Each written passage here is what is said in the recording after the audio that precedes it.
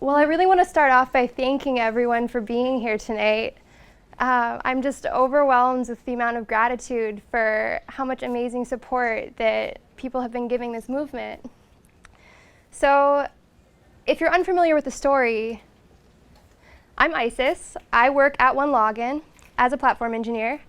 And so this all started from when they asked me to participate in a recruiting campaign that was targeted at engineers. This is what the campaign looked like. It featured a photo alongside a quote about what we really enjoy working about the company. So, I thought that my coworker Peter in a large black top hat and a shirt that read hacker would be a little more controversial, but I was wrong. So shortly after the ads went up, people started taking photos of it and holding their own Facebook discussions, basically expressing disbelief that I could in fact be a representation of what a female engineer looks like. And what does a female engineer even look like? So this is what inspired me to write my original Medium post, which was called, "You May Have Seen My Face on BART," which honestly was an attempt for me to point to every time someone sent something to me, and it was basically an attempt to share some personal anecdotes about unfavorable experiences that I've experienced since I first joined the tech industry.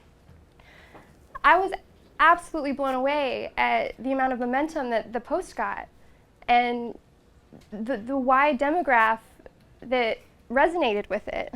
And unfortunately, I don't think the experiences that I listed in the post were really that uncommon. And people reached out to me wanting an opportunity to share their own voices and their stories. And so that's how the hashtag ILookLikeAnEngineer was born. Basically, one thing I really want to emphasize is that mainstream media has really picked up on this as a gender campaign. And I Look Like an Engineer is radically inclusive.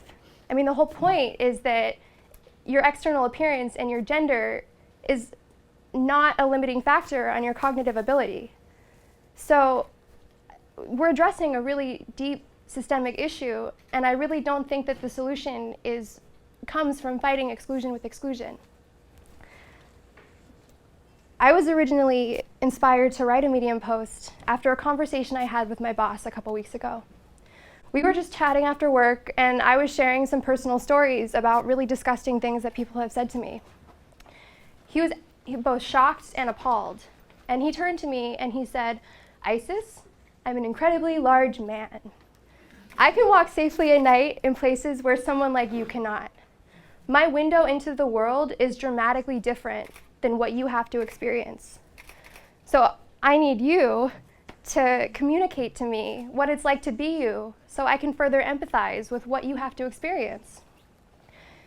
And it was a really powerful moment for me to realize that something as simple as sharing a couple of my own personal stories was able to broaden his perspective and how he viewed the world.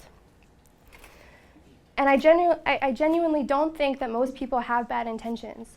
I think that there's miscommunications and that people lack the insight and the perspective into understanding and recognizing when their own behavior could be considered offensive or harmful. So I challenge yourselves with three questions. How can I become more mindful of my own subconscious bias to help be part of the solution? How can I both communicate more and make myself more receptive towards what others have to share? And how can companies cultivate a more inclusive environment that encourages empathy and open communication? So since I Look Like an Engineer was created, it's sparked the inspiration for I Look Like a Physicist, I Look Like a Scientist, I Look Like a Professor. And all of this just started from me sharing a handful of my own personal experiences. And I really want to emphasize that your voices are equally important. This happened totally accidentally. So you really never know the impact that sharing your voices on the world will have if you never share them. So if you have any ideas or questions or inspiration, please feel free to reach out. Thank you very much.